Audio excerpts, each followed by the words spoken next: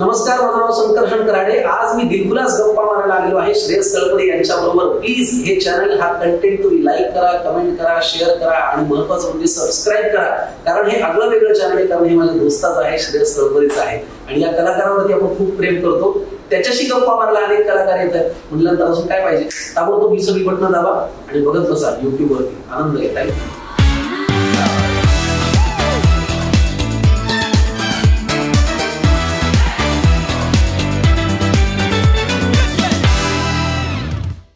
संकर्षण, एकंदरीत आपण जेव्हा गप्पा मारल्या तेव्हा तुझ्या बोलण्यामध्ये तुझ्या फॅमिलीचा, एस्पेशली तुझ्या वडिलांचा रेफरन्स खूपदा आमच्या बाबांनी सांगितलंय, आमचे बाबा असं करायचं. सो बाबांचा, आजोबांचा, आजीचा, आईचा खूप इन्फ्लुएन्स आहे. हो आहे. मी थोडासा कौटुंबिक जास्त आहे. मला म्हणजे आता सुद्धा सध्या मी घरी एकटा आहे. गेले 3-4 दिवस आणि पुढचे 2-3 दिवस. अच्छा. सगळेच ते गावाला गेलेले. तर मला ते अच्छा तर मला ते रेंज मध्ये जरी नसले तरी मला त्रास होतो. मी थोडासा हे होतो की अरे कुठे ते, मला ते आपल्या रेंज मध्ये असलेली माणसं लागतात. मला त्यांच्या भोवताली असायला आवडतं. आणि काय मध्यंतरी म्हणजे सोशल मीडियावरती जशा आपण काही वाईट गोष्टी म्हणतो, काही चांगल्या येतात. मध्यंतरी मी एक रील पाहिलं होतं, एका मोटिवेशनल स्पीकरच होतं. ते म्हणाले की तुमची मुलं मोबाईलकडे काय वळतात माहितीये का? कारण त्यांना मोबाईलपेक्षा इंटरेस्टिंग घरात कोणी वाटत नाही. त्यांना जर आपला बाप, आपली आई मोबाईलपेक्षा जास्त इंटरेस्टिंग वाटलं तर ते म्हणतील मोबाईल नको बाबा, ते आत्ता तर केलं तर तसं करणं. तर आपल्या बाबांनी आपल्यासाठी हिरो वाटावं असं काहीतरी त्यांनी वागलं ना, तर आपण याच्याकडे कदाचित दुर्लक्ष करू. तर माझे आजोबा, माझे बाबा, माझी आई हे काय म्हणून ते हिरो वाटावे असं वागत आले यार. म्हणजे मी 12वीला असताना आमच्या बाबांना जरा असं छातीत दुखलं. आता घाबरतात ना घरात सगळे. डॉक्टरकडे आम्ही गेलो तर डॉक्टर इथे ECG वगैरे सगळं काढला. डॉक्टरचा एक ठराविक प्रश्न असतो, काय काही व्यसन वगैरे करता का? आता मी ना अब आया ऊंट पहाड के नीचे. आता व्यसन करतात का मला बघू काय सांगतात. सगळं बाहेर येईल माझ्या समोर, सांगावंच लागलं डॉक्टरला खरं. म्हणून मी असं डॉक्टरांकडून असं बाबांकडे वळलो की आता काय सांगणार. हा तर आमचे बाबा माझ्याकडे असं पाहिलं, डॉक्टरला म्हणाले नाही सवय कशाचीच नाही पण वर्जही काही नाही. काय उत्तर आहे यार. तर बाबांनी हे उत्तर दिल्यामुळे मला असं झालं की आपल्या वयात येणाऱ्या मुलासमोर बाबांनी काय बोललं पाहिजे याचा एक धडा मिळाला. तसं एकदा आचरणपणा करून आजोबांना विचारलं, आजोबा तुम्ही कधी आजीला आईला मी म्हणले का? ते ना संता पाहिजे माझ्यावर, काही बोलतो का? पण शांत झाल्यानंतर ना एके दिवशी मला त्यांनी जवळ बोलवलं. बघा म्हणजे सांगितलं काय पाहिजे मुलांना. मला म्हणाले नाही मी आजीला कधी आय लव्ह यू नाही म्हणलं, मी फक्त बाजारातून असा दसरा घेऊन यायचो. म्हणलं मग तिच्यासमोर असं ठेवायचो. म्हणलं मग पुढे तिला कळायचं म्हणे आज काय म्हणायचं.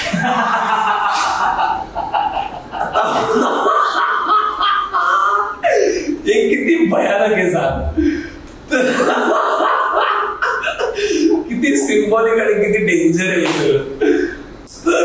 काय बात आहे. हे असं सांगणारी माणसं आपल्याला आपोआप हिरो वाटायला लागतात ना, की अरे कुठल्या वयातल्या मुलासमोर काय बोललं पाहिजे, काय सांगितलं पाहिजे. आमच्या बाबाला परभणीच्या एका आमदारांनी, बाबा बँकेत मॅनेजर होते म्हणून नवीन तेव्हा नोकिया 3315 लावला. तो दिवाळीच्या दिवशी गिफ्ट पॅक केला आणि सांगितलं. तर आमचे बाबा ते दिवाळी झाल्यानंतर आम्हाला बँकेत असल्यामुळे खूप खायला प्यायला यायचं. काजू बदाम हे ते आम्हाला खूप भारी वाटायचं. दिवाळी झाली, बाबा मला म्हणजे गाडीवर बसा आपण जाऊ. कुठं डायरेक्ट आम्ही त्या आमदाराच्या घरी गेलो आणि बाबाने त्यांच्या हातात मोबाईल दिला. त्यांना मी सर तुम्ही खायला काही द्या, माझी पोरं दुप्पट खातील, हे असलं काही परत पाठवू नका. हा सीन मला एवढा लक्षात राहिला की मी काही करेन माझ्या आयुष्यात काम, मला सगळं द्या माझ्या प्रेमामध्ये, मला या मागच्या मदाराने काही घेऊ आणि मी ते घेणार नाही, मी तसं कामच करणार. हे वाटत राहिल्यामुळे, हे धडे मिळत राहिल्यामुळे मला ते कायम हिरो वाटत आले. घरची सगळीच माणसं, आमची आई सुद्धा ज्या इंटेन्सिटीने स्वयंपाक करते ना, माझ्या आईला मी नाही म्हणतो की आई तुला असं कधी नाही वाटलं की तू खवय्ये होती, प्रश्न विचारायची सवय तुला कधी वाटलं नाही का तू नोकरी करावी. माझी आई मला म्हणाली एकदा मी तपासून पाहिलं आपण करू शकतो का नाही.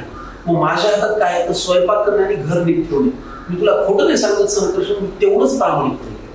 हे जे आहे ते प्राप्त परिस्थितीत प्रामाणिकपणे काम करायची सवय ही घरच्यांकडे पाहून मला रोज कळते आणि म्हणून मला त्यांच्या एवढं महत्वाचं काही वाटतच नाही. सर ते शेवटी मी मध्यंतरी एका लेखामध्ये वाक्य लिहिलं होतं, ते मी पुढे कधीतरी वापरलं की बाहेरची नातीनं ही हॉटेलमधल्या उशीसारखी असतात. ती दिसायला मग वाटतात पण त्याची मानेला सवय नसल्यामुळे डोकं दुखतं. घरातली उशी थोडीशी टणक असेल पण तिच्याशिवाय झोप लागत नाही.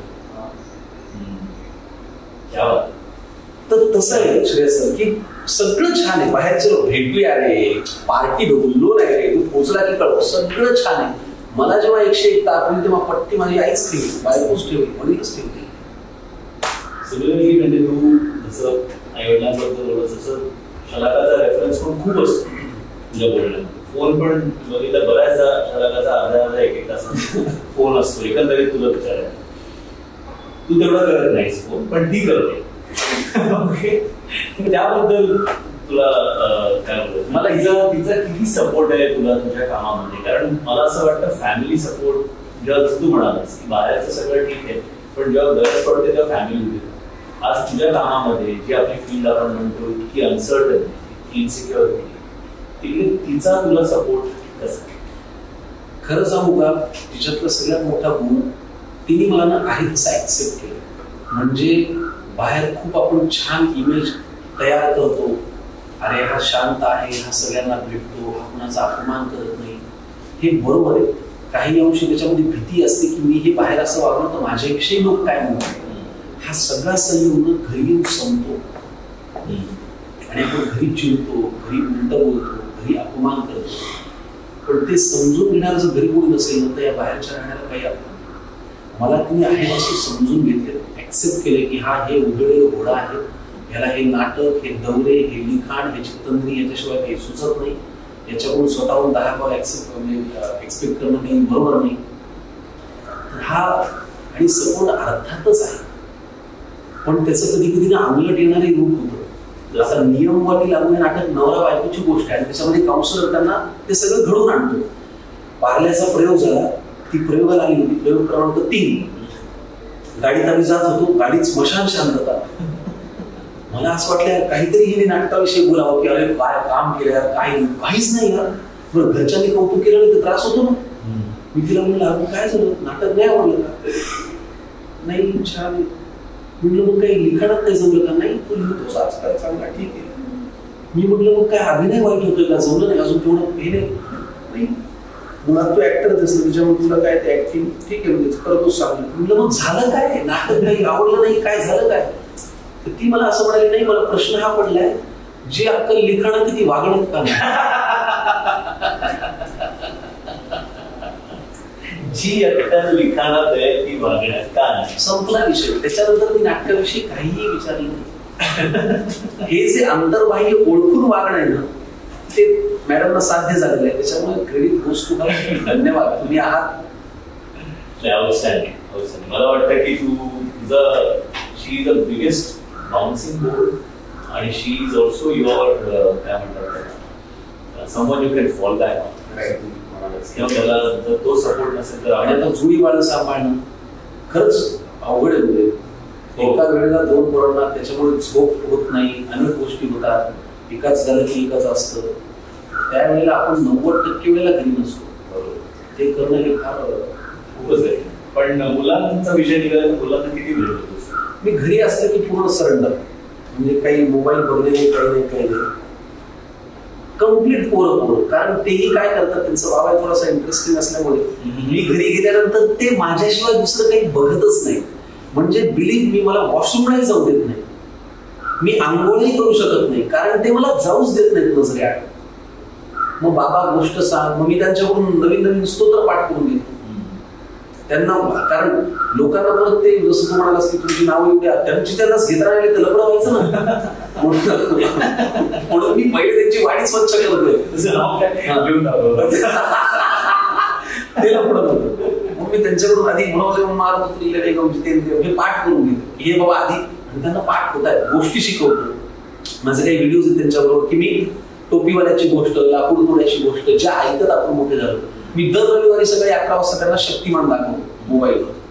आम्ही लहानपणी शक्तिमान पाहायचो आणि ते सुपर हिरो वाटणार हे आहे. आत्ताच ठीक आहे, कार्टून आहे, हे आहे, पण मी त्यांना अशा काही गोष्टी करतो. मला सांग, तू आजच्या काळामध्ये आपण बघतो की मुलं खूप जास्त सेन्सिटिव्ह म्हण, भित्री म्हण, कॉन्फिडन्स थोडा त्यांचा कमी म्हण, की आणि शाळांमध्ये पण कधी कधी असं असतं की रेस झाली आणि सगळेच जिंकले, सगळे सगळ्यांना. तर ते तुला कितपत ओके वाटतं? जे आपल्या वेळी होतं की नाही, फर्स्ट ग्रेड किंवा फर्स्ट रँक, सेकंड रँक आणि काहीतरी कॉम्पिटिशन असायचं. आता असं झालंय की नाही, कॉम्पिटिशन वगैरे काय जे काय, कारण ही मुलं जेव्हा शाळा संपून बाहेर येतात कॉलेजमध्ये किंवा नंतर काम करायला लागतं, तेव्हा पुन्हा त्यांचा कॉन्फिडन्स डगमगलेला असतो, कारण खूपच प्रोटेक्टेड एन्व्हायरमेंटमध्ये वाढलं. सो तुझ्या मुलांना तुला जर काही सांगायचं असेल तर तू काय सांगशील? नाही, मी कधी कधी गंभीर म्हणतोय की आपण यांना ना कौलारू शाळेत घालू, एखाद्या गावात जिथे यांचा मुलगा फुटेल, कोणीतरी केस ओढेल, दगड फेकून मारेल, हे मी गमतीत म्हणतो. पण मला तेही वाटतं की आयुष्यातही ना अपयशाची जाणीव पहिल्यापासून करून देणं हे काही गैर नाही. सततच तू विजेता आहेस हे सांगण्यामध्ये खोटा आत्मविश्वास देण्यापेक्षा खऱ्या वस्तुस्थितीची जाणीव असणं फार महत्वाचं. तू बेस्ट तेच रे हे म्हटल्याने त्याला बरं वाटेल, पण ते खरं वाटेल का? बरं वाटण्यापेक्षा खरं वाटणं फार महत्वाचं, आणि खरं वाटणं याची सवय लहानपणापासून पाहिजे. मी माझ्या मुलांना कधीही नाही तू बेस्ट आहेस, तू हे ठीक आहे, मॅडम तुला बोलल्या ना, अजिबात नाही मॅडम तुला बोलल्या, छान बोलल्या, मस्त झालं, मी त्याच पद्धतीने वाढवण्याचा प्रयत्न करेन. काही अंशी, ज्या अंशी मी जसं मी वाढलो, माझ्या बाबांनी मी लहानपणी चोरी केल्यानंतर मला नागड करून मारलं होतं. चोरी अरे काय आमच्याकडे काय झालं, बाबा बँकेत असल्यामुळे त्या पगाराच्या ज्या नोटा त्या अशा कडक यायच्या ना, तर त्याची अशी 2-2च्या नोटांची गड्डी रे, म्हणजे 2000. तर मला असं वाटायचं कुठे मिळणार आहे, गड्डीतून 4 नोटा काढा, आपलं 1, 2, 3, 4 कर समोसे खा, कचोऱ्या खा शाळेमध्ये. एके दिवशी बाबा आईला म्हणाले, अगं मी 13 नंबर पर्यंत नोटा वापरल्या होत्या, याच्या डायरेक्ट 17 नंबरची, 14, 15, 16 गेल्या कुठं. आणि त्यातली नेमकी एक नोट खर्चायची राहिली होती, ती माझ्या कंपासमध्ये ताईला सापडली, ताईने मी दाखवली. बाबा म्हणे तुझ्याकडे कसं आलं? म्हणलं माझ्या मित्राच आहे. बाबा म्हणे काढ कपडे काढ म्हणून. जे रट्टावलं होतं मला, चोरी करतोस का मी घरात? कुठे चोरी? मला मारत होतं बाबा, आणि मी केली होती. काय पण त्या गोष्टीचा फरक पडला का? फरक म्हणजे आजही तुला माहिती का, माझं खोटं माझ्या बाबांना असं कळतं. एके दिवशी मी नाटकाच्या दौऱ्यावर गेलो होतो, रात्री त्यांनी 10:30-11ला फोन केला. मला म्हणे कुठे आहेस रे? तर मी म्हटलं जस्ट प्रयोग झालाय बाबा, आता झोपतोच आहे. तर मला म्हणे अरे तू असं आधर का बोलतोयस? तर मी म्हटलं अहो बाबा काय झालं, खूप जागरण झाल्यानं तोंड आलंय. माझे बाबा मला असं म्हणाले, तुझं दौऱ्यावर गेल्यावरच बरं तोंड येतं रे.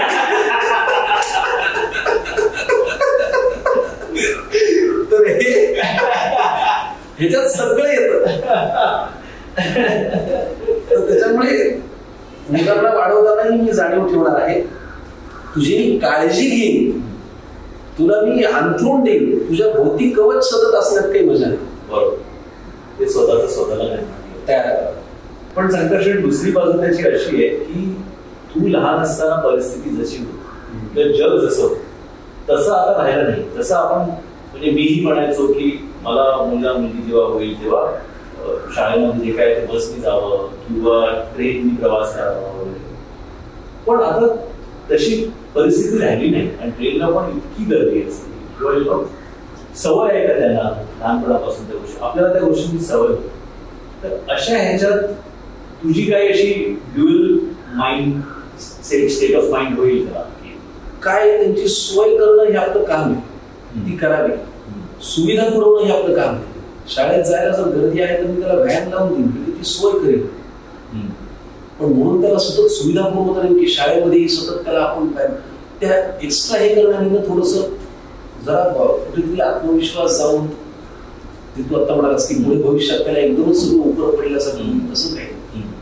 तर परत तेच आहे की बरं वाटण्यापेक्षा खरं वाटलेलं केव्हाही चालतं. म्हणजे आता ह्याच्यावर मला तुला विचारायचं आहे की ग्रोईंग अप तू जेव्हा ठरवलं, आता तू म्हणत होतास की बाबाही नाटकात वगैरे कामं करायचे. त्यामुळे मला वाटतं घरी एक नाटकाचं वातावरण, फिल्मचं वगैरे वातावरण कल्चर होतं.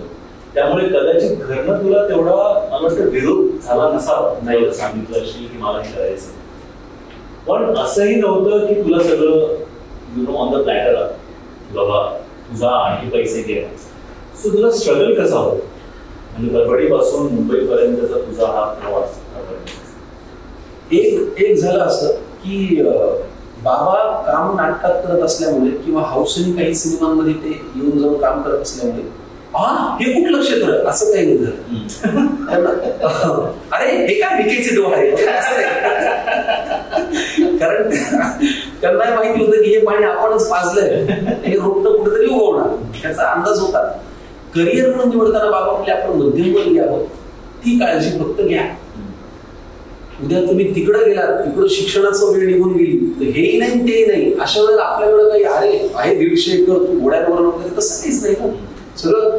तर माझं पान मला वाढायचं होतं याची मला कल्पना. एक स्ट्रगल कापलं गेलं होतं की घरच्यांना कन्व्हिन्स करण्याचं, त्याच्यामुळे तो मुद्दा नव्हता. पण एवढं लक्षात होतं की इथे येऊन आपल्याला पदार्थ घ्यायचे, आपल्याला स्वयंपाक म्हणून आपलं पान आपल्याला वाढायचं. तर त्याच्यामुळे ते करायचं मी प्रामाणिकपणे आणि सातत्याने प्रयत्न केला. लोकांना भेटून मी काम करू शकतो हे म्हणून ऑडिशन्स देऊन, कन्व्हिन्स करून, चांगलं वागून, खरं वागून हे करायचा मी प्रयत्न केला, कामाशी इमान ठेवून. तर त्याच्यामुळे स्ट्रगल मला असा ते म्हणतात ना की माझ्या सरांनी मला सांगितलं की 3 स्ट्रगल आहेत: स्ट्रगल फॉर सर्व्हायव्हल, अपॉर्च्युनिटी आणि कन्सिस्टन्सी. सर्व्हायव्हलचं स्ट्रगल मला होतं का तर नाही, कारण घरी खायला 2 वेळचं अन्न होतं. मी इकडे आल्यानंतर 6 महिने ते मला पुरू शकते एवढा पैसा होता. Survival okay. Struggle for opportunity, संधीचं स्ट्रगल मला होतं का तर हो, कुठे जायचं, कुणाला भेटायचं, कुठे असतात ऑडिशन हे मी शोधलं. पेपरमध्ये छोटीशी जाहिरात आली होती की गडरंग प्रतिष्ठानतर्फे दिग्दर्शक विनय आपटे घेणार नाटकाची ऑडिशन. त्या दिवशी माझं एक छोटं शूट लागलं होतं. मी असंच एक काम करत होतो. दुपारी 4 वाजता DMCC Dadar Matunga cultural centre तिकडे. मी स्ट्रगलर असताना त्या शूटिंगच्या ठिकाणी सांगितलं मला 3:30 ला जायचं. तर ते 10:30लाच मला म्हणाले आप जाओ. अरे तुला भिकाऱ्या दिली संधी, तुझा आउट टाइम कसला 3:30चा नाटकासाठी, तेही ऑडिशनला. असं नाही की शूटिंग आहे, कमिटमेंट आहे, कॉन्ट्रॅक्ट वगैरे काही नाही. तिथं पोहोचलं की मी म्हटलं 3:30 आम्ही निघलो. मी निघालो, आलो DMCC ला, दुपारी तिथेच जेवलो आणि 4 वाजता बरोबर मग त्यांनी ते स्क्रिप्ट वगैरे दिलं आणि दिनू पेडणेकर त्यांनी म्हणून प्रणव मयेकर लिखित नाटकाचं नाव लोभ असावा ही विनंती हे नाटक आणलं होतं. त्याच्यात 3 तरुण मुलांची गोष्ट होती आणि विनय आपटेंचे बॉस. 80 मुलं आलेले ऑडिशनला. त्याच्यात त्यांनी 6 मुलं सिलेक्ट केले. तर मी तेवढ्यात ते आपल्याला उमगले होते स्वाभाविक. मी विनय आपटेंना प्रश्न, सर गरज तर 3 मुलांची आहे, मग 6 का निवडले? तर त्याच्यावर तुम्हाला 3घांना मस्ती आली तर हे पुढचे 3 हे जे त्यांनी सांगितलं ना, तुम्हाला 3घांना मस्ती आली तर पुढचे 3 तयार आहे असं त्यांनी सांगितलं. म्हणलं अच्छा म्हणजे ह्याच्यात आपण बाहेर पडू शकतो, सेफ नाही जागा.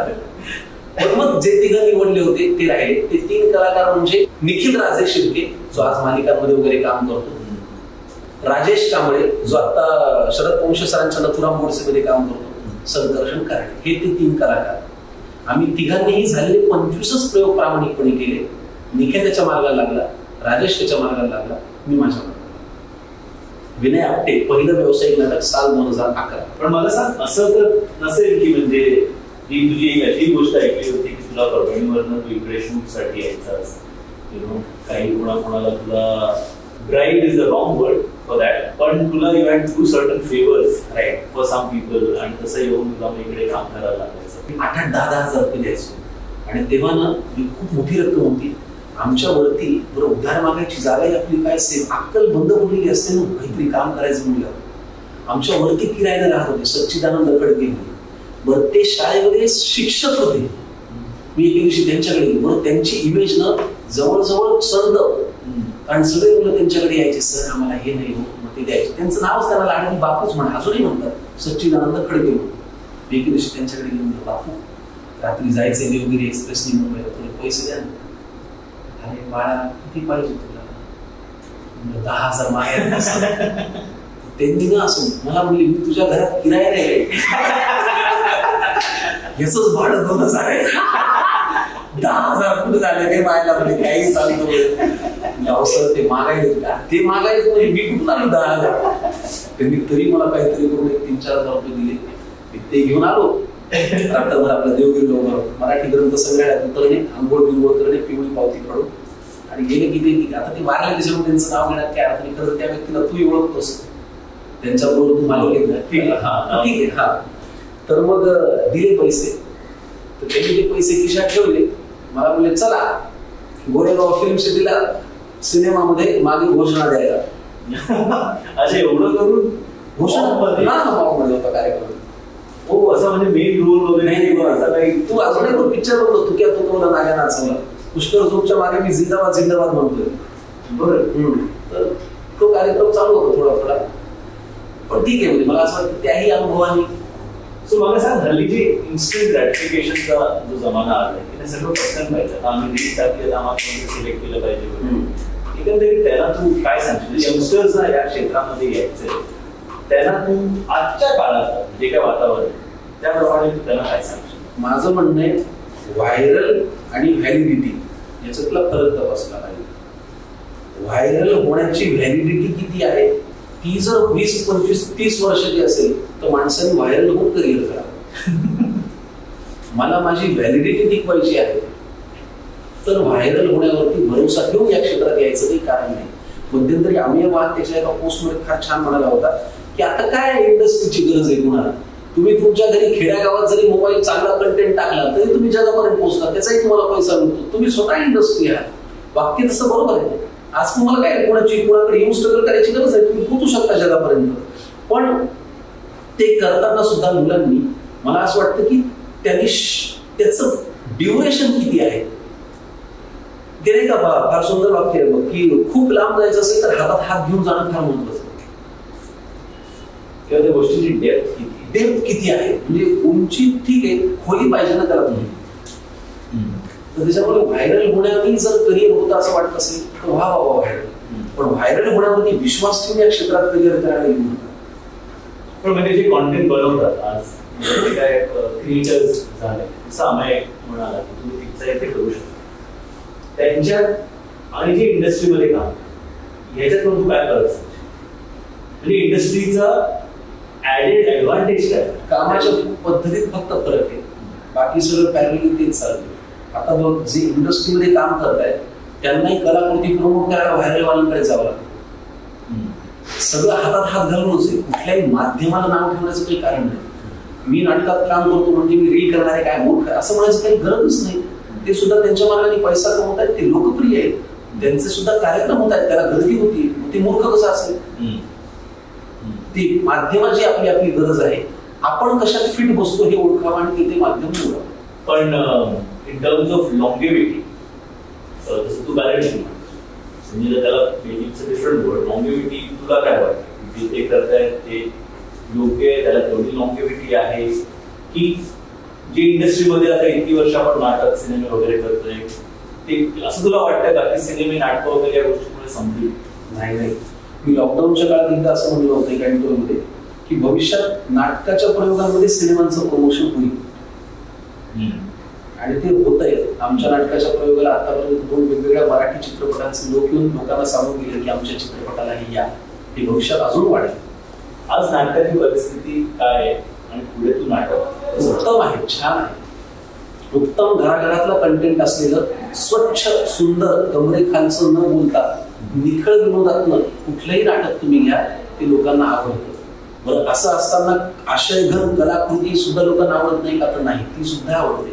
4 चौघीलाही तितकीच गर्दी होते, जरदरची गोष्टलाही तितकीच गर्दी होते, नियम वाटी लागलाही तितकीच गर्दी होते आणि तू म्हणशील तसं नाही होते आणि संकर्षण व्हायचं तुम्हाला. आणि आता जे बालनाट्य आलंय आजीबाई जोरा यालाही तितकीच गर्दी होती. लोकांना आपण मराठी माणसावर आपल्याला प्रत्यक्ष मनोरंजनाची फार आवड आहे, आपण त्याच्यामध्ये स्वतःला आनंदाने झोपून देतो, आपण ते बघतो पहिल्यापासून.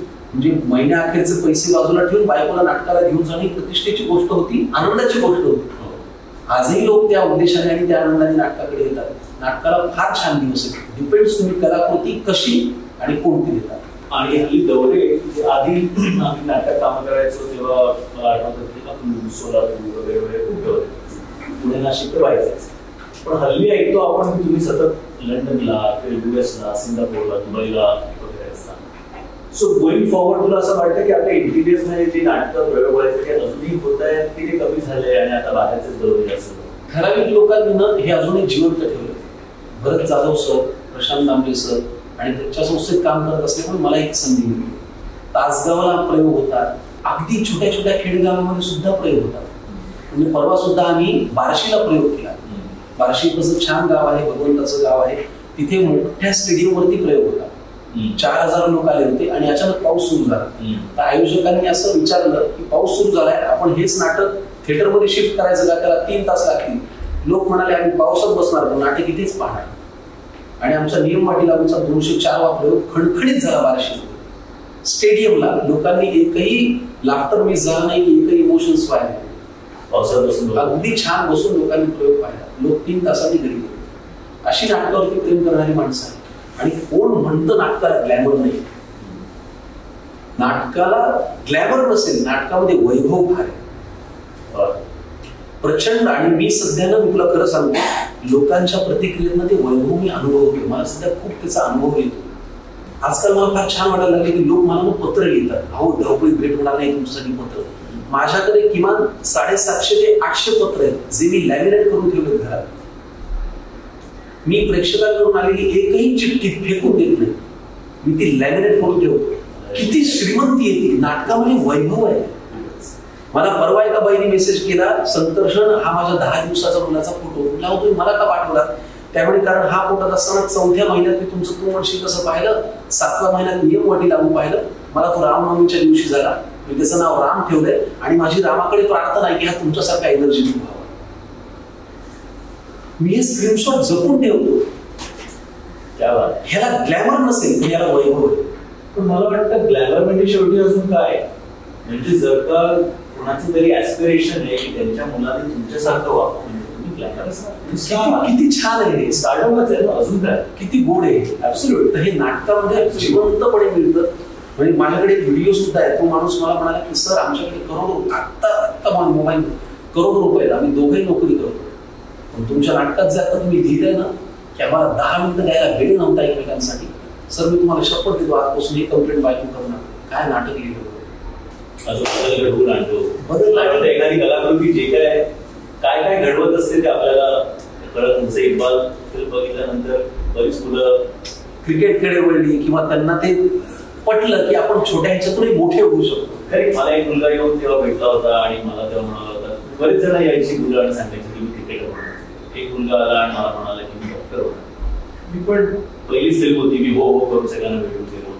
आणि साधारण एक 13-14 वर्षानंतर एक माणूस मला भेटला आणि तो मला म्हणाला की सर नमस्कार, मी डॉक्टर मला म्हणजे नमस्कार. तुम्ही मला ओळखलं नसणार, पण मी 14 वर्षापूर्वी तुम्हाला मी इक्बालच्या शोनंतर येऊन भेटलो. मी शाळेत होतो तेव्हा मी बोललो तुम्ही डॉक्टर होणार. किती भारी तुमची फिल्म बघितल्यानंतर आणि मी किती भारी. मला असं वाटतं की हे जे काय आपण घडवून आणतो हेच ग्लॅमर, हेच स्टार्ट. पण मला नाटकामध्ये काम करत असताना अर्थात खूप किस्से सुद्धा घडत असतात. जसं राहायचो आम्ही कधी कधी अप्रूजला वगैरे स्टेजच्या मागेच गाड्या टाकलेल्या असायच्या, तिथेच आम्ही राहायचो. सो असे काही किस्से तुझ्या बाबतीत नाटकातले वेगवेगळे घडले जे म्हणजे अविस्मरणीय? मजा येते खूप. नाटकाच्या परदेश दौऱ्यात मजा येते, खेड्यागावातल्या प्रयोगांना. विसरलायस, कधी ब्लँक झालायस, असं काही नाही? विसरलो नाही खरं तर मी कधी, पण विसरल्यावरनं प्रशांत सरांचं आणि आम्ही एकत्र एक गोष्ट अनुभवली होती. आता प्रशांत सर एवढे 13,000 प्रयोग झाले सरांचे. सरांना गाणं लक्षात राहत नाही बरं का नाटकात. अच्छा हो. आता हे सुख म्हणजे नक्की काय असतं हे ते सर एवढी वर्ष, पण अजूनही आमच्या नाटकात ते गाणं आहे ना, सूर्य जुळावे जगण्यामधले, ते गाणं सरांना काही केलं पाठच होत नव्हतं. आता झालं काय, आमचं कॅनडा दौरा लागला. बरं परदेशात काय असतं की अमुक एका कलाकारांनी प्रॉपर्टीची पण सोय करायची ना. शुभांगीताई कपड्यांना इस्त्री करायच्या. ती अजून एक मुलगी होती तुमच्या नम्रता होती करूच्या, मला आठवत नाही, ती तिचं काम करायची. दोघींनी म्हणून ते केलं. तर ती काम करायची आणि माझ्याकडे होती की सगळी प्रॉपर्टी तू सेट कर. आता पेठीमध्ये हार्मोनियम मध्ये गाणं लिहिलेला कागद ठेवून ही जबाबदारी माझ्यावरती होती. सूर जुळावे जगण्यामधली हसण्या गाण्यासाठी कुठूनही आलो कुठे निघालो घेऊन ओझे पाठी. तर दामले सरांनी गाणं सुरू केलं आणि चिठ्ठी दिसली नाही. बरं ध्रुपद पाठ असतं ना, तर मी असं मागे वापर मी असं छान की आता काका गातायत वगैरे. सूर जुळावे जगण्यामधले हसण्या गाण्यासाठी. ते ना एक्सप्रेशन मधून मला सांगायला लागले की कुठे आहे. बरं मला मी म्हटलं हे काय मी आपलं काय कुठे बघतायत काय, मी आपलं एन्जॉय करत होतो. बरं शेवटी त्यांनी ध्रुपद दुसऱ्या सूर जुळावे जगण्यामधले.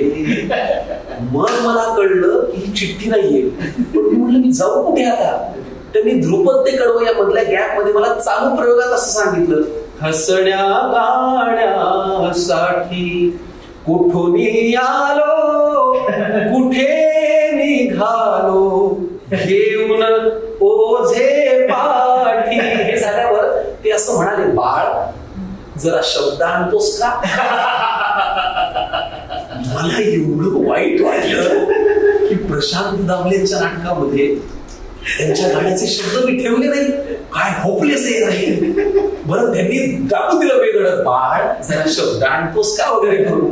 मी विंगेत पळालो.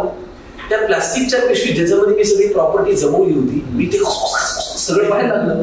बरं मला वाटलं तोपर्यंत मधलं म्युझिक संपून कडवं आलं तर, म्हणून मी आतून माईक मधून कडवायची सुरुवात होती. उगा कशाला चिंता आणि तो किती ताप असा. तर मी मोठ्याने उगा कशाला उगा कशाला. तर लोकांना कळत नव्हतं हे उगा कशाला काय आणि हे येतोय कुठून. मी आत ती खुसफुस करतोय. दामले मधले म्युझिक वाजवत आहेत आपल्या पेटीवरती. कसं तरी करून मी ती चिठ्ठी सापडली, पटकन आणून ठेवली की दामले उगा कशाला चिंता. आणि पुढची ओळ अशी होती, किती धावणे सुखा मागुनी मृगजळ भासे पसारा. या सगळ्या धावपळीमध्ये ते मी जेल पेन लिहिलं होतं आणि मृगजळ या शब्दावरती नेमकं पाणी पडलं.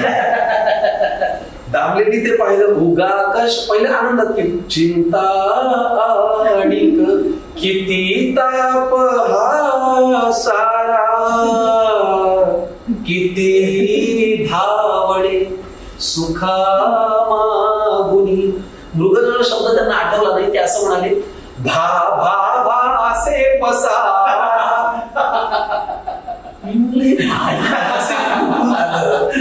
मृगजळ भासे आहेत ते, पण त्यांनी ती वेळ मारली. तर अशा पण त्या अनुभवांनी समृद्ध होतो आपण. तयारी कशी करायची, कुठे कुठे लक्ष द्यायचंय. नटाने नाटकात काम करणं. आमचे चंद्रकांत कुलकर्णी सर एक फार सुंदर वाक्य म्हणतात, नाटक हे अनुभवायचं माध्यम, श्रीमंतीचं माध्यम नंतर, आधी ते संसार आहे असं समजून करा, तर तुम्ही सगळ्या गोष्टीत लक्ष द्या. नाटकाची स्क्रिप्ट हातात पडल्यापासून या स्क्रिप्ट बरोबर, या व्यवसायाबरोबर मला संसार करायचा आहे. संसार तू पाहतोस ना, साखर घरात आहे का, पत्ती घरात आहे का, हे आहे का. महानिभूतीने करायचा संसार आहे. माझे कपडे चढवले, मी आता एंट्री घेतली की नाही नाही नाही नाही नाहीच. रंगमंदिरात आल्यापासून जे जे काही घडतं त्याच्या भोवताली ते सगळं नाटकाचा भाग आहे. बिझनेस म्हणून तू संसार होणारास म्हणून मी त्यातून विचारतो की जर संसार वाटायला ऑफकोर्स फार खर्च पाहिजे. सो बिझनेस म्हणून तुला असं वाटतं की प्रॉफिटेबल आहे नाटक. दामले सरांचं फार परत ह्या माणसांची नावं सारखी येतात तोंडात, कारण सर म्हणतात आतला खर्च कमी ठेवा. दर दिवशी तू बायकोला पैठणी आणतोस का, नाही. कुठल्या तरी सेल मधली 150 रुपयाची साडी घेतोस म्हणून तुला दिवाळी छान साजरी करता येते की नाही. मग तसंच ज्याच्याबरोबर तू सहकलाकार म्हणून काम करणार आहेस त्यांनी 15,000 रुपये पर प्रयोग मी घेईन. अरे तुझा अनुभव किती, तू किती वेळेला तुझ्या नावाला किती लोक बघायला येतील याचा विचार करून तू पैसे मागितलेस तर आपल्याला हे प्रयोग खूप करायला मदत होईल. ते नेहमी असं म्हणतात की मी 20,000 रुपये पाकिट देऊन 5च प्रयोग करेन असं नाही करणार. मी 5,000 रुपये पाकिट देऊन 20 प्रयोग करेन. मेहनत जास्त, मोबदला जास्त. Simple equation. निर्माता जगला तर कलाकार जगेल असं नाटकवाली लोक म्हणतात. आणि ते बरोबरच आहे. मला वाटतं प्रशांताची अजून एक खासियत म्हणजे खूप डिसिप्लिन व्यवसाय चिकाटीने, सचोटीने, धैर्याने आणि प्रामाणिकपणे केला. त्यांनी नाटक व्यवसाय म्हणून भिनवला. त्याच्याशी प्रतारणा नाही केली. आज 40च लोक आहेत, रेटून देऊ नाही. ते नेहमी म्हणतात 40 लोकांसमोर उत्तम काम कर, कारण या 40 लोकांचे नातेवाईक कोथरूड, पुणे, मुंबई सगळ्या भागात बसले. ते जाऊन सांगतात त्यांनी काय पाट्या टाकल्या नसत्या, नका जाऊ ते नाटक बघायला. मग हे 40 लोक तिकडच्या 500चे लोक 40 वर जाणतात. यांच्यासमोरही चांगलं काम केलं तर तिकडचे 40 500 होतात. Simple mathematics. आणि हे या लोकांकडून मला अनुभवायला मिळालं आणि मला फार प्रामाणिकपणे सांगावंसं वाटतं की मी हे फॉलो करायचा प्रयत्न करतो. पण मग तुला एकंदरीत बघितलं तुझं नाटकाकडे ओढ तुझी जास्त आहे फिल्म्स किंवा टेलिव्हिजन वगैरे. आपण जेव्हा काम करायचं शो मध्ये सुद्धा नाटकाचे तुझे प्रयोग तू तेव्हा तू सांगायचंस की मी 2 वाजता निघणार आणि तेव्हा तुला सांगायचं 2 वाजता 2 ते 2:30 वगैरे सोडायचे. पण तुला असं वाटतं का की तुझी ओढ नाटकाकडे जास्त आहे आणि maybe in future you see yourself more as a person connected with theatre than? मला आवडेल ना तसं व्हायला, कारण आहे खरंच आहे मला त्या माध्यमाचं जरा जास्त ओढ आहे. आपल्याला एखाद्या गोष्टी किक बसते ना. मी 2री 3रीत असताना एकाला कृती पाहायला गेलो, नूतन शाळा म्हणून आहे बरोबरीमध्ये. तिथल्या धुळीने लोटलेल्या ग्राउंडवरती 5000 लोक बसले होते. एक माणूस आला फक्त एक उपकरण घेऊन. त्यांनी अशी एंट्री मारली, माईक समोर ते उपकरण असं झटकलं. नमस्कार, या नाटकाचे लेखक प्राध्यापक लक्ष्मण देशपांडे, या नाटकाचे दिग्दर्शक डॉक्टर लक्ष्मण देशपांडे आणि सादर करले वराड निघाले लंडनला लक्ष्मण देशपांडे. आणि हे म्हणल्यावर 5 मिनिट फक्त टाळ्या वाजत होत्या. मी असं उठून पाहिलं गर्दीमध्ये की काय घडलं आता की जेणेकरून एवढे टाळ्या वाजत होते. मला त्या क्षणांनी किक बसली. हा माणूस फक्त 3 वाक्य बोलला आणि एवढ्या वेळ टाळ्या वाजल्या. मला या क्षणांनी किक बसली. मला त्यांनी ना असं हे झालं की मी माझी कविता आहे की नट उगाच जन्माला येत नाही, अभिनयाची आग तणपुण्याई येते कामाला, देव देतो तेव्हा येतो एक नट जन्माला. या जातीला स्वतःची अनेक रूप बघता येतात, चढून रंग एका जन्मी अनेक जन्म जगता येतात. तिन्ही त्रिकाळ क्षण क्षण हा स्वप्न नव्याने बघतो, एक नट देवाकडे सांगतो काय मागतो की जगातलं सगळं चांगलं काम माझ्याकडे यावं, अनुभवानं माझं नाव आणि नंतर जावं. माझं काम दिसण्याची ही जादू व्हावी न्यारी, माझ्या नावे लांब असावी तिकिटावरची बारी. मला पाहता नवतरुणींच्या गाली यावी लाली, पाऊल पडता मंचावरती कडाडून मग टाळी. मी हसवता खळखळून मग एकच हसू पिकावं, माझ्या डोळा पाणी येतात त्यांनी हळूच टिपावं. माझी कामे माझी कीर्ती बरीच दशक टिकावी, न येवो तो दिवस की जेव्हा गच बाधा व्हावी. म्हणे तू देवा इच्छिलेले सर्व सर्वा देतो, म्हणे तू देवा इच्छिलेले सर्व सर्वा देतो, तथास्तु म्हण लगेच आपल्या कामा आणत जातो, तथास्तु म्हण लगेच आपल्या कामा आणत जातो. तर ह्या गोष्टी ती थोडी ठीक जास्त आहे. यात काही म्हणजे काय म्हणतात किंवा वाटतो मला नाही असे शब्द मांडू शकतो. म्हणजे प्रश्न विचारताना सुद्धा मी 4 वेळा पाहतो, पण मला असं वाटतं की ही कला आहे आणि मला वाटतं तुझ्या पद्धतीने तू जोपासलीस त्याला तोड तुला त्यातून यश होतो. आता त्यांनी सांगला नाही आहे, पण मला सांग नाटकात आणि सिनेमात मराठी तुला काय करत? खरं त्यांचा विचार नाही केला मी कधी आजपर्यंत. पण आता एक लक्षात आलंय, आता ना हिरोचं माध्यम राहिलं नाही, आता गोष्टी हिरो व्हायला लागल्या. म्हणजे पण मला वाटतं आधी सुद्धा असं होतं असं नाही वाटत तुला की आधी ऑफकोर्स हिरो होते त्यांना स्टार्टअप होतं, पण ते पण स्टार तोपर्यंतच होते जोपर्यंत त्या गोष्टी चांगल्या होत्या. खरंच आहे, बरोबर आहे, बरोबर आहे. समजा गोष्ट जर आपली असेल तर त्यांना काही टेक्निकली काही जातं, बरोबर. पण तुला काय वाटतं म्हणजे आता तुझी ओढ जास्त नाटकाकडे म्हणजे तू मे बी लिहिल बाहेर सुरू होते, पण आज मराठी फिल्मचं आपण बोलायला गेलो तर तुला काय वाटतं काय फरक आहे तुझी म्हणतात? मला खरं तर ना तेवढा अनुभव नसल्यामुळे मी याच्यावरती किती मला योग्य सांगते मला कळत नाही. पण मला अजून सिनेमामध्ये तसं कोणी फार घेतलंही नाही. म्हणजे 8-10 सिनेमे मी केले, त्यातले काही प्रमुख भूमिकेत पण केले, पण त्यांचं काही घडलं नाही. मी खोपा नावाचा सिनेमा केला, विक्रम मुकले सर होते त्याच्यामध्ये, माझी प्रमुख भूमिका होती, तो घडला नाही.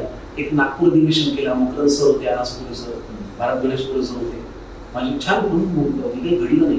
एक भा नावाचा केला, तो रिलीजच झाला नाही. एक वेडिंगचा सिनेमा केला, तो रिलीज. आता मी एक 3 अनुकूल सितारा केला, नितीन वैद्य सरांचा, ऋषिकेश जोशी दादानी दिग्दर्शित आणि तो केला.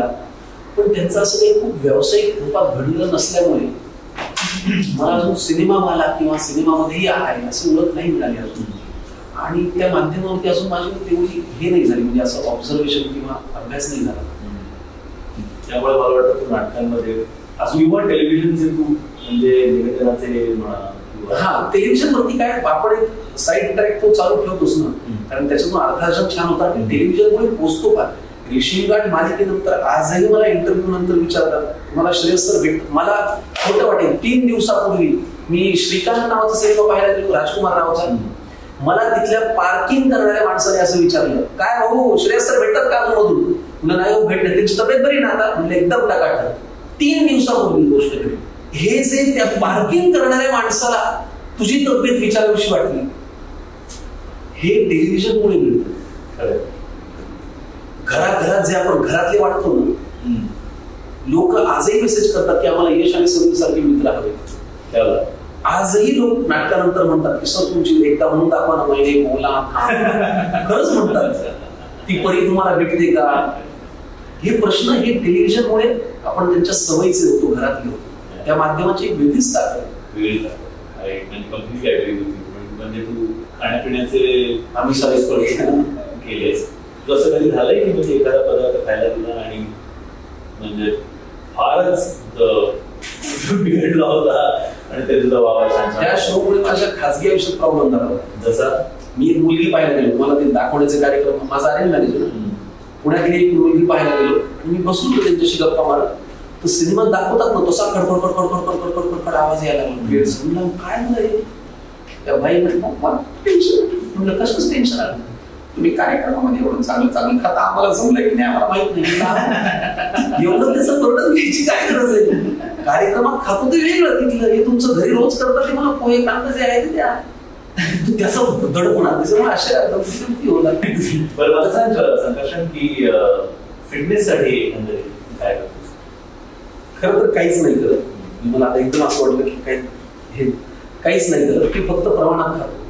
मी एका वेळेला अरे आज मी 4 गोळ्या खाल्ल्या झोपलो नाही, असं कधीच नाही होत माझं. मी गेल्या अनेक वर्षात 3-4 पोळ्या हापसून 2 वेळेला भात खाऊन दुपारचा 8 वाजता झोपलो असं मला कधीच आठवत नाही. 1.5 पोळी थोडासा भात आणि घरचं खाण्यावरती भर. याच्यापेक्षा थोडा वेळ मिळाला की सूर्यनमस्कार वगैरे घालतो, दीर्घ श्वास प्राणायाम वगैरे एवढं करतो. ह्याच्यापेक्षा पलीकडे मी काहीच करतो. पण तेवढं इनफ आहे असं नाही रे इनफ. नाही मी जेन्युइनली विचारतो असेल कदाचित. माझं म्हणणं असं आहे की जे तुला तुझ्या लाईफस्टाईलला जे सूट होते. हा, आतापर्यंत असं वाटतंय की पुरेसं आहे तेवढं. आता मला किती वेळ कधी कधी काय म्हणतात की रोज 2 तास तरी व्यायाम केला पाहिजे. नाही तो प्रयोगातच होतो. एक्झॅक्टली. तर प्रयोग करतो तुझा बऱ्यापैकी व्यायाम तिथे वेगळ्या पद्धतीचा. मला घट्ट होऊन मला खूप पाण्यात पाहतो, कारण मी रात्री नाटकाचा प्रयोग करून 1:30 वाजता येऊन भातपीत कालवत असतो ना, तेव्हा तो असा उठतो, अरे नका खाऊ रे, काय तुम्हाला वेळेचं काही भान आहे की नाही? मी त्याला उठतो, झोप. तो 6:30 जेवतो संध्याकाळी. अच्छा. सकाळी 4 वाजता उठून परवळीकर सरांकडे जिमला जातो, व्यायाम करतो. आलं की ते खजूर खाणे, केळी खाणे, ते शेक बीक पिणे. आणि मी उठलं की आईला म्हणतो मस्त कांदे पोहे. आमच्या घरातच हे 2 फरक आहे. मला वाटतं तुझं एकंदरीत भावावर तुझं इक्वेशन असं आहे की तो धाकटा आहे, तो नेहमीच मोठ्यासारखा वाटत कायम, आणि तू नेहमी धाकटासारखा वाटत कायम. खूप उरल्या वगैरे करायचं खूप. मी त्याला अजूनही त्रास देतो. अजून जास्त समजूतदार आहे मला वाटतं. समजूतदारपेक्षा त्याला मी खूप थिल्लर वाटतो. असं तुच्छतेनेच फक्त मला काय. म्हणजे एकदा आमच्या नाते वगैरे विचारलं होतं तुमच्यात मोठा कोण आहे, तर तो एका क्षणात म्हणाला वयाने हा आहे का. काही गरज आहे तो. पण हे म्हटलं तरी माझ्या अडीअडचणीला माझा भाऊ नेहमी कायम घेऊन आला. मी एकदा पासपोर्ट विसरलो होतो एअरपोर्टला जाताना. अच्छा. तर मी 1.5 तासात कॅब नाही गेलो ना, मी 1.5-2 तासात पोहोचलो होतो. तो 36 मिनिटात गाडीवरती पासपोर्ट घेऊन आला आणि त्यांनी असा ठेवला होता.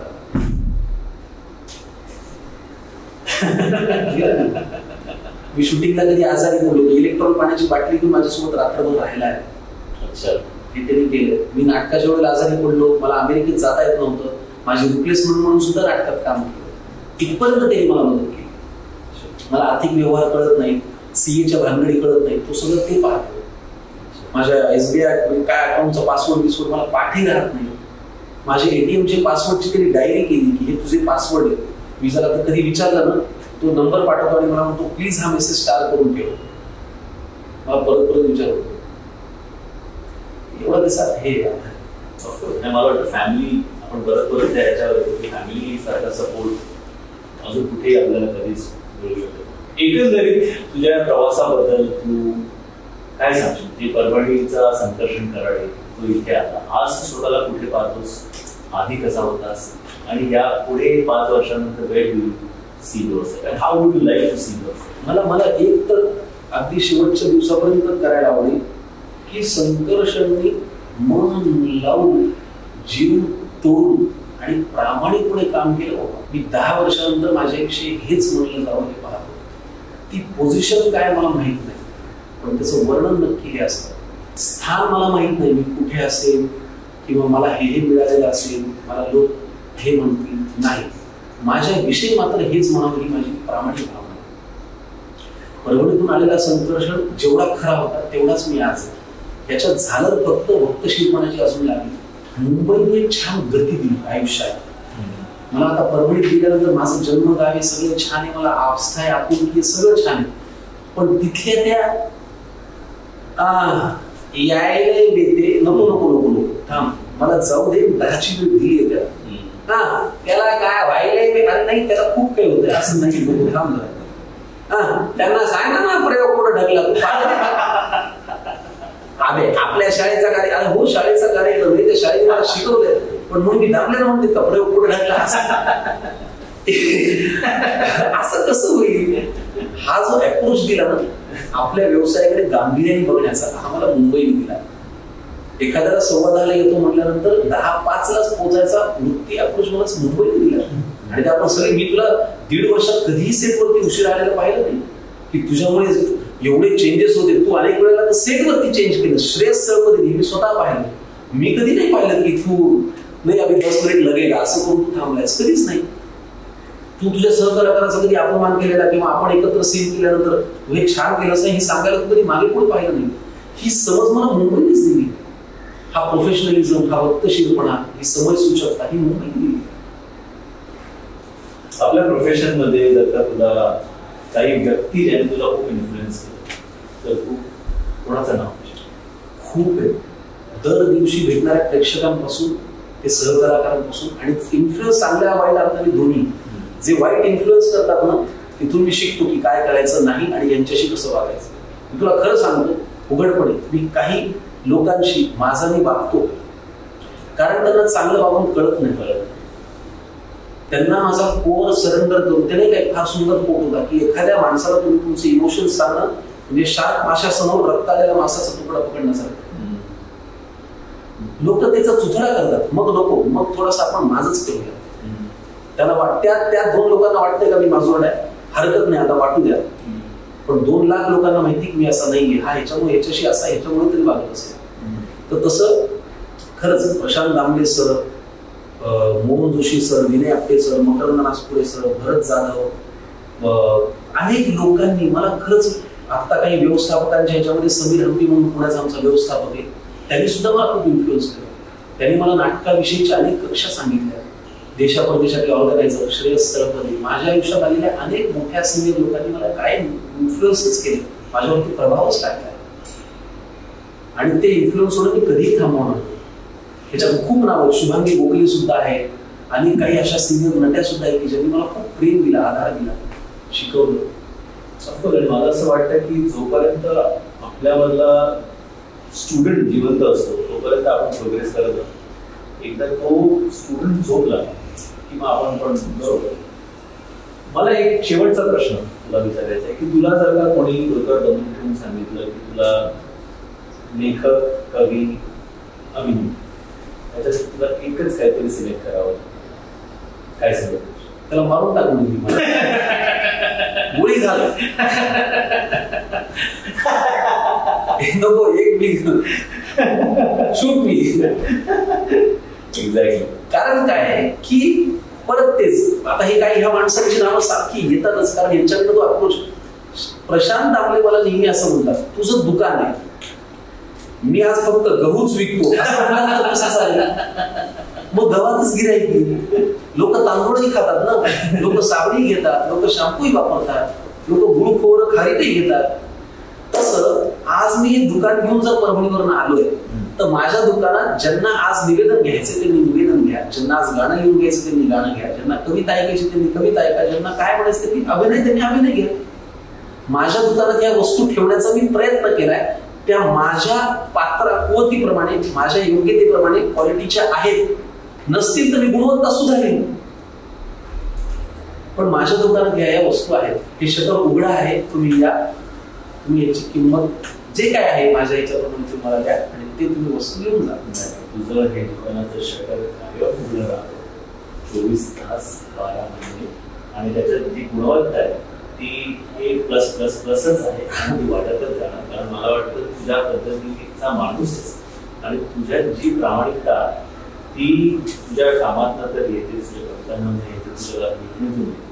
आणि मला वाटतं हा तुझा DNA आहे, त्यामुळे तू तुझ्या कामाशी कधी प्रतारणा करशील असं कोणालाच वाटत नाही. आणि त्यामुळे मला असं वाटतं, तू म्हणालास की मला माहित नाही कुठे असशील, पण पुढच्या 5-10 वर्षामध्ये तू जिथे असशील आम्हाला तुझा अभिमानच आहे.